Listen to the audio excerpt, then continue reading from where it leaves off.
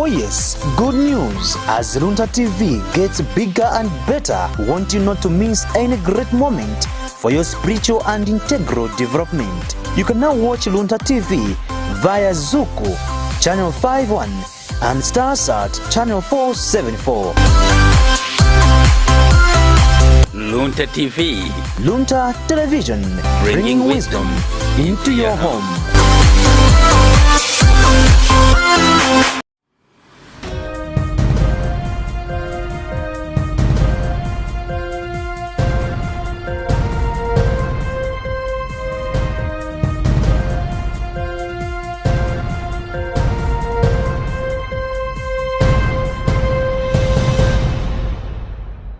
Joining us for news updates at 2, my name is Tandy Wenzamara.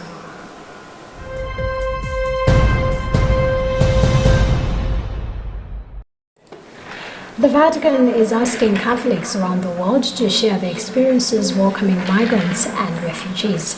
In a video message released today ahead of the World Day of Migrants and Refugees, Pope Francis poses the question, how can we foster an enriching encounter with migrants and refugees?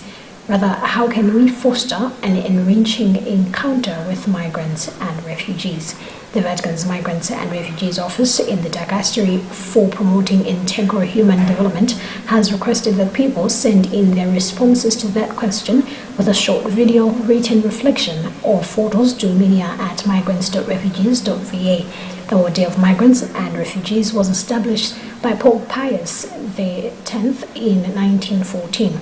Pope Francis has already released a 1,200-word message for the 108th World Migrant and Refugee Day with the theme Building the Future with Migrants and Refugees.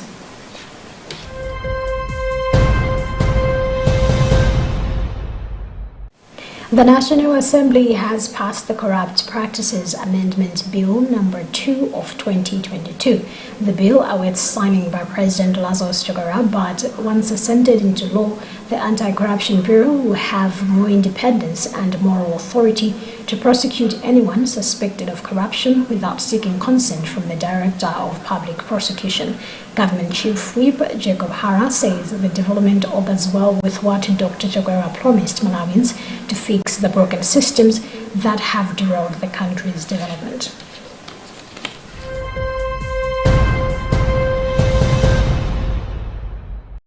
Earlier today, the situation in Lilongwe became volatile as police tried to disperse a group of protesters who gathered near Simama Hotel ready to march. The situation also grew tense in town and in most areas of the city as some people attempted to loot shops in town but were chased and beaten by an organized security group eager to protect businesses around Devil Street, Balolanjovu and Malangalanga. This happened as organizers delivered their petition to the Lilongwe District Committee, a thing which angered the crowd who had gathered ready to protest.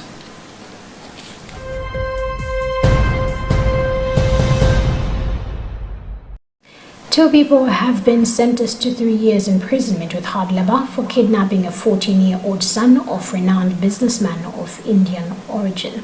The two, Isaac Mbinga and Precious Kalamula, together with 3 other accomplices who were armed with banga knives, attacked the victim and took him and later demanded a ransom of 6 million kwacha. However, the father of the victim, Shyam Patel of OG Plastics, managed to pay 1 million kwacha and the boy was later dumped at a filling station at Maketa. Meanwhile, Limbi Police spokesperson Patrick Musa says the Criminal Investigation Department is still hunting for the remaining 3 accomplices.